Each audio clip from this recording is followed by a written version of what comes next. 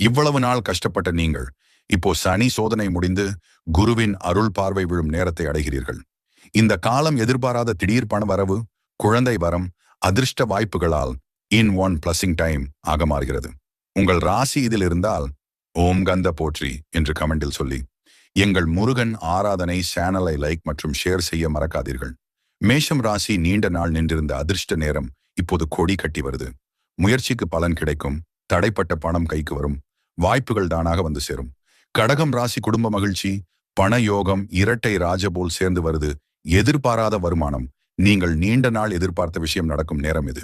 மகர ராசிக்காரர்கள் 40 ஆண்டுகளாக இருந்த சனி சோதனை முடிந்து வாழ்க்கையில் பெரிய முன்னேற்றம் தரும் கோல்டன் பீரியட் ஆரம்பம். முதலீடு, போட்டி, அதிர்ஷ்ட வாய்ப்புகள் மூலம் பண லாபம் கிடைக்கும். இது கிரக அடிப்படையிலான ஆன்மீக கணிப்பு தான்.